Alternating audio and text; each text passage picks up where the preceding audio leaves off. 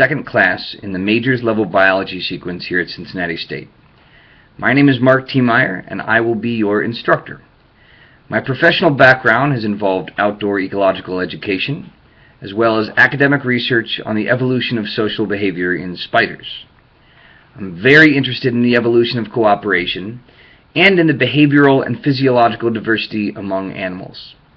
I'm also an avid reader and a mediocre banjo player. My office can be found in room 111 of the Health Professions Building, and you are welcome to stop by to discuss biology or bluegrass. My office hours are posted below. Since this class is the foundation for all other biology courses and transfers to other schools as such, it is not easy, but it is fun. At the end of the class, you will have a general understanding of how life began, how it exploded into the diversity we see today, and how it continues to evolve in response to changing environments. You will learn how the human body works, and how it differs from that of a reptile, a spider, a jellyfish, and an oak tree. Maybe more importantly, you will learn how these organisms are all similar.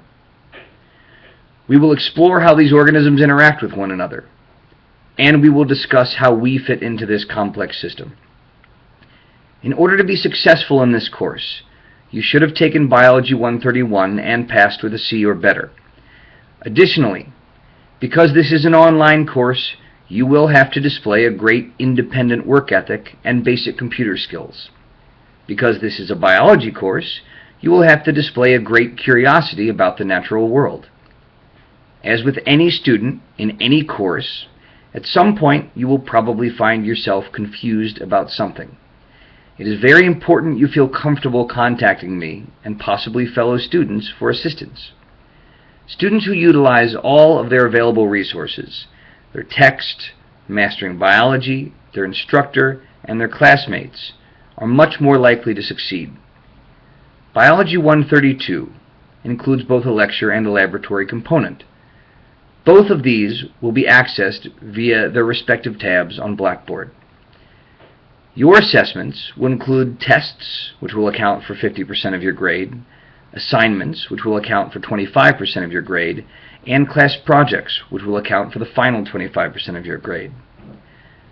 There will be no surprise extra credit to help bail you out at the end of the course. So if there's anything you do not understand, please seek help right away so you do not find yourself in a hole. To begin this course, please start by reading the syllabus below and taking the syllabus quiz. Once you have done this, the first instructional units will become available. Thanks, and I look forward to a great semester.